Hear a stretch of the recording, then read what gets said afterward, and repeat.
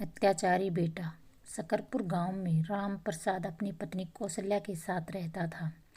थोड़े दिन पहले कौशल्या ने एक पुत्र को जन्म दिया था, इसलिए घर में खुशहाली का माहौल था। थोड़े दिन बाद बच्चे का नामकरण हुआ।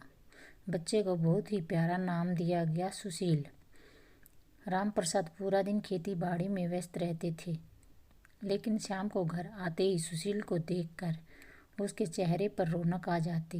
राम प्रसाद और कौशल्या सुशील के साथ खेलते, उसके साथ मस्ती करते और सुशील की हर एक बात का ध्यान रखते। सुबह सुशील के पापा जब खेती बाड़ी के लिए निकलते तो कौशल्या को बोल कर जाते कि वह सुशील का ध्यान रखे। कौशल्या पूरा दिन सुशील को संभालती, साथ में खाना करती और घर की देखभाल भी करती। कौशल्या सुशील की सारी शरारतों को झेलती। धीरे धीरे सुशील बड़ा हुआ।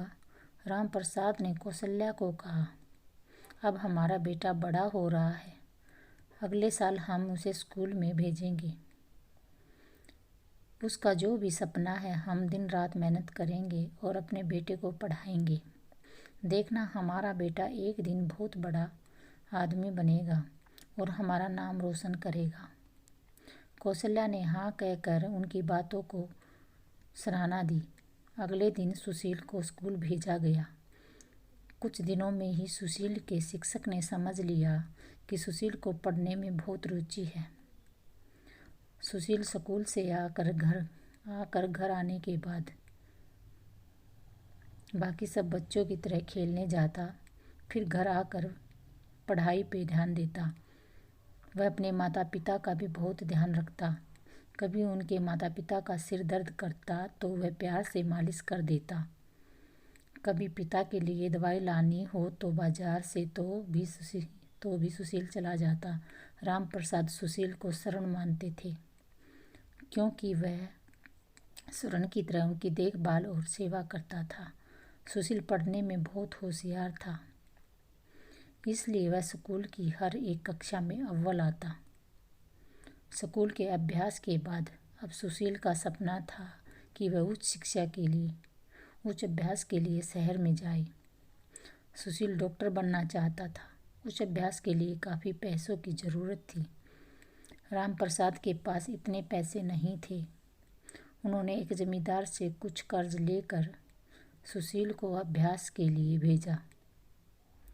राम प्रसाद ने शहर में ही कहीं पे उनका रहने का बंदोबस्त कर दिया, ताकि उसको कोई तकलीफ न हो और वह आराम से पढ़ सके। शहर में जाते ही सुशील की दोस्ती कुछ ऐसे दोस्तों से हुई जिन्होंने सुशील को पूरी तरह से बिगाड़ दिया। जिस सुशील को कोई बुरी आदत नहीं थी, वह अब ड्रग्स शराब का नशा करने लगा। सिगरेट पीना, शराब पीना, ड्रग्स लेना अब सुशील की एक ही आदत बन गई। अब वह इतना बिगड़ चुका था कि वह अपने संस्कार भी भूल गया था। एक दिन वह काफ़ी महीनों के बाद अपने घर आया। राम प्रसाद और कौशल्या उसको देखकर बहुत खुश हुए और दोनों ने उनको गले लगाया। सुशील के पास पहुंचकर कौशल्या ने महसूस किया कि सुशील शराब पी के आया है। कौशल्या ने सुशील को एक थप्पड़ मारी। सुशील ज़मीन पर गिर पड़ा। कौशल्या ने कहा, क्या यही सब करने के लिए हमने तुम्हें शहर में भेजा था? देखो, जो बच्चा एक मीठी सुपारी तक नहीं खाता था, आज शराब पी के आया है। पता नहीं और क्या क्या नशा करता होगा। राम प्रसाद ने भी सुशील को 2-4 थप्पड़ लगा दिए। सुशील फिर नीचे गिर पड़ा। फिर वो खड़ा हुआ और कहा, हाँ पी है मैंने शराब, तो क्या हुआ, सारे नशे करता हूँ, सब तंबाकू, सिगरेट, ड्रग्स, शराब आदि। क्या गलत किया मैंने? और मैं आपको एक बात बता दूँ, मैं अब कोई पढ़ाई नहीं करूँगा, मेरा मन नहीं है। आपके पास जो ज़मीन है, धन दौलत है, वो आपने मेरे लिए ही तो बचा के रखी है। बस अब आराम की ज़िंदगी जिएंगे। यह कहकर उसने अपने वकील को बुलाया। राम प्रसाद के जबरदस्ती हस्ताक्षर लिए और सारी जमीन अपने नाम कर ली। राम प्रसाद ने उसको रोकने की कोशिश भी की थी, लेकिन सुशील ने अपने पिता को कहा कि बूढ़े पूरी जिंदगी तो ऐश किया है, अब थोड़ा हमें भी ऐशो आराम से जीने दो। अभी वैसे भी अभी आप बूढ़े हो चुके हैं, ईश्वर का बुलावा कभी भी आ सकता है। क्या ये ज़मीन सब आप ऊपर लेके जाओगे? मेरी मानो, 2 रोटी खाओ और प्रभु के भजन भजो। अब आपकी ज़मीन और माँ के गहने बेचकर मैं बहुत अमीर बन जाऊंगा।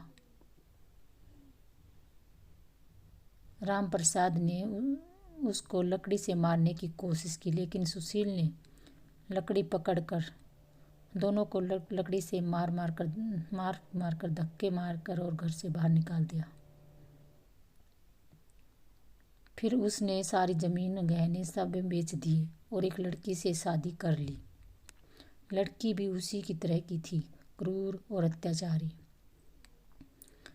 राम प्रसाद ने कुछ दिनों बाद एक बार फिर उसके घर जाने का निर्णय लिया, लेकिन सुशील और उसकी पत्नी सविता ने उनको धक्के मारकर घर से बाहर निकाल दिया और कहा, अगली बार इस घर में आने की हिम्मत मत करना। ये घर मेरा और सुशील का है, तुम्हारा नहीं है, समझे? निकल जाओ मेरे घर से। राम प्रसाद ने ऊपर आसमान में देखा और कहा, वाह रे ईश्वर, क्या यही दिन दिखाने के लिए मुझे जिंदा रखा था? बुला ले मुझे अपने पास। नहीं जीना ऐसी जिंदगी मुझे। ऐसे क्रूर और पापी बेटे का बाप कहलाने से अच्छा है कि मैं मर जाऊं। बेटा, आज से तू मेरा पुत्र नहीं और मैं तेरा पिता नहीं। समझ लेना, तुम्हारे लिए पिता अब मर चुके हैं। फिर राम प्रसाद तेजी से एक तालाब की तरफ बढ़ने लगी, खुदकुशी करने के लिए। वो बस तालाब से कुछ कदम ही दूरी पर थे। तुरंत कौशल्या ने उनको रोक लिया और संभाला। आप हिम्मत मत हारो, ईश्वर हमारी परीक्षा ले रहा है। हमारी परवरिश में कोई खोट नहीं थी। अगर हमारा बेटा ही क्रूर और पापी निकला तो इसकी सजा हम स्वयं को क्यों दें? कौशल्या ने राम प्रसाद को संभालते हुए कहा। दोनों ईश्वर से प्रार्थना करने में लगे कि वह कोई मार्ग बताए, क्योंकि वह दोनों इस उम्र में जाएं तो कहाँ जाएं। मंदिर में ईश्वर के पास बैठकर बिना कुछ खाए दोनों ने एक दिन बिताया। फिर दोनों ने उसको गांव को छोड़ दिया और ईश्वर से प्रार्थना करते हुए एक लंबे सफ़र पर निकल पड़े, जिसकी कोई मंजिल नहीं थी। बस अब तो ईश्वर का सहारा ही था। जहाँ ईश्वर ले जाए वहाँ वो जाएंगे। यहाँ सुशील और सविता राम प्रसाद के घर में मज़े से रहने लगे। सुशील कोई काम धंधा नहीं करता था। पूरा दिन घर पे अपने दोस्तों को बुलाकर ड्रग्स और शराब का नशा करता, दोस्तों के साथ इधर उधर की बातें करता, गप्पे लड़ाता। उसकी पत्नी भी उसमें उसका साथ देती। ऐसे क्रूर और पापी बेटे की क्रूरता देखकर मेरी तरह आपकी भी आंखों में आंसू आए होंगे, बहुत गुस्सा भी आया होगा।